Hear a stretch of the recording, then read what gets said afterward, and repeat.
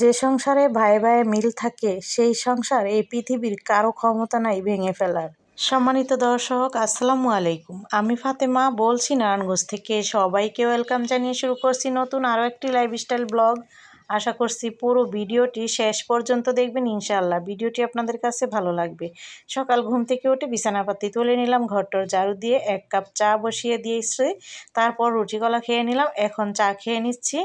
তারপর হচ্ছে কিছু কাজ আছে, যেমন ডাইনিং টেবিলে অনেক কিছু ছিল, সেগুলো গুছিয়ে গাছিয়ে রাখলাম।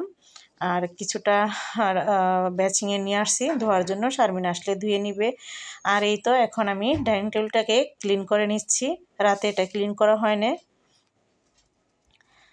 তারপর হচ্ছে এই যে মাটির জগে 1 জগ পানি রাখলাম। আর এই তো এই বিকেলের দিকে আর কি, মানে কালকে রাতে আপনাদের ভাইয়া হচ্ছে গোলাপ, তারপর চিনি, চা পাতা এইসব আনছিল।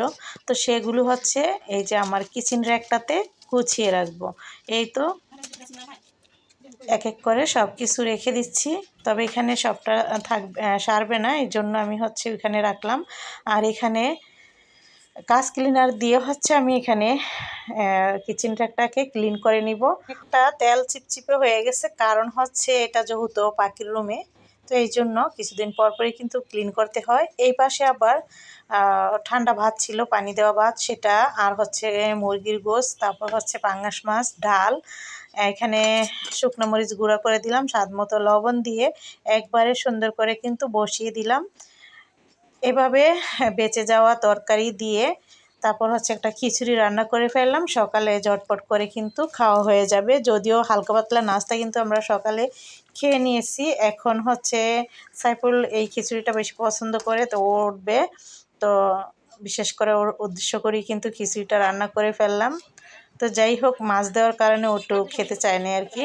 তো এইখানে আমি আবার যে কালকে গাছগুলো আনছিলাম সেই গাছগুলো লাগানোর জন্য বসে পড়লাম। আর আমার তো অনেক ভালো লাগছে এই যে বাগানবিলাস যে গাছটা, এটা যদি আমি বড় আনতে পারতাম তাহলে আমার মনের ইচ্ছা পূরণ হতো।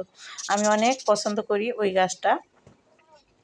তো এখানে হচ্ছে আমার আগের যে কিছু আর কি টাইম ফুল, অনেকে এটাকে পত্রলিকা ফুলও বলে, যাই হোক সেগুলো আমি আলাদা করে রাখলাম। একটা টবে ছিল, অর্ধেকটা মরে গেছে, তো যেগুলো ভালো আছে সেগুলো আমি রাখলাম। আর এই তো কালকে যে কিনে এনেছিলাম পত্রলিকা ফুল, তো সেগুলো এই যে উঠিয়ে নিচ্ছি। এক একটা গাছের চারা হচ্ছে 30 টাকা করে নিয়েছে, তো মাত্র 1 সোপা গাছ আর কি। তো যাই হোক, এই তো একটা হলুদ কালারের, একটা হালকা মিষ্টি কালারের। তো আর আমার ভাষায় যেটা, সেটা হচ্ছে রানী গোলাপি। তো যাই হোক 3 পদের ফুল হয়ে যাবে। আর অন্য অন্য কালারগুলো আনার চেষ্টা করব। এখানে আমি মাটিটাকে সুন্দর করে ঝুরা ঝুরা করে নিয়েছি। ওই প্যাকেটের মাটিগুলোই এখানে নিয়েছি। আর ওই যে আগের যে আমার একটা টব ছিল, ওই যে গ্লান কেটে গাছ লাগিয়েছিলাম, সেই মাটিটা এখানে রেখেছি। এখন হচ্ছে বালু আসছিল আর কি ওটাতে বেশি, তো এখন ভালো হয়েছে।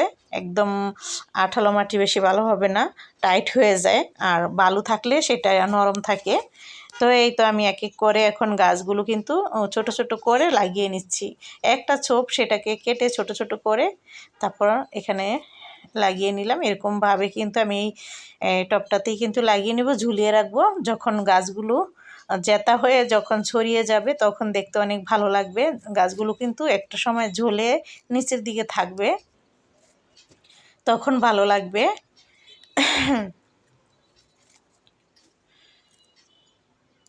তো এই টবটাতে তাহলে হলুদ, তারপর হচ্ছে হালকা মানে ভাঙ্গি কালার বলা যায়, মিষ্টি কালারও না, ওই তো ওই ফুলটা।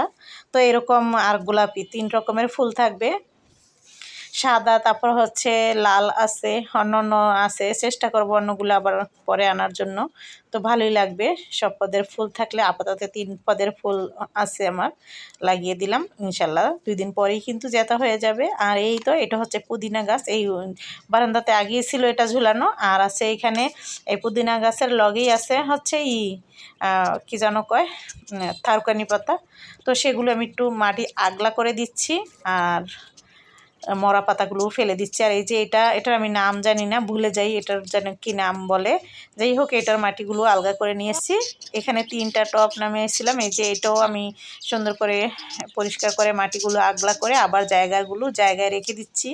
এভাবে এই টবের গাছগুলোতে আমি একটু যত্ন নিলাম, নিচের গাছগুলোতে প্রত্যেকটার মাটি আগলা করে হচ্ছে আমি ওইখানেও পত্রলিকা ফুল লাগিয়েছি, আর হচ্ছে গাছের গোড়াগুলো মাটিটা ঝুরা ঝুরা করে নিয়েছি। এতদিন সময় পাইনি, এখন থেকে আবার গাছগুলোর যত্ন নেওয়ার চেষ্টা করব। যদিও ঘরে আরও 2টা টব আছে, সেই 2টা টবের যত্ন নিতে হবে।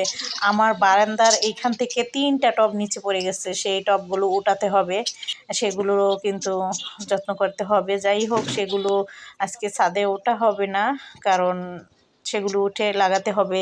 তারপর ওই যে আমি শখের যে পত্রলিকা আরে কে যেন বলো এটাকে, বাগান বিলাস, ওই গাছটা সুন্দর করে টবে লাগাবো। ওইখানে আমি রেখে দিলাম, এই তো গাছটা ওইখানে রেখে দিয়েছি। তারপর গোলাপ গাছটা, বড় গোলাপ আনছি, চায়না গোলাপ, সেটাও লাগিয়ে নিব। তো এইখানে হচ্ছে আমি দুপুরকার রান্না করেছি, সেগুলো আর আপনাদের সাথে শেয়ার করলাম না। এখানে ডিম রান্না হয়েছে, তারপর হচ্ছে আম দিয়ে ডাল রান্না, আর বটবটির ভর্তা, এইসব আর কি।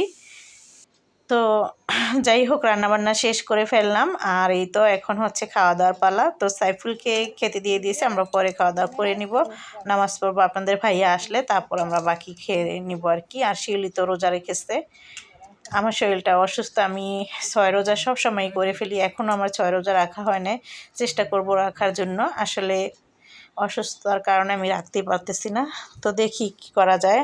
না রাখতে পারার কারণে কি নিজেকে কেমন জানি মনে হয়। তো এই তো এখন হচ্ছে চা খেয়ে নিব, এটা আসরের সময়। তো আজকের মতো ভিডিওটি এখানেই শেষ করছি। সবাই ভালো থাকবেন, সুস্থ থাকবেন, আল্লাহ হাফিজ।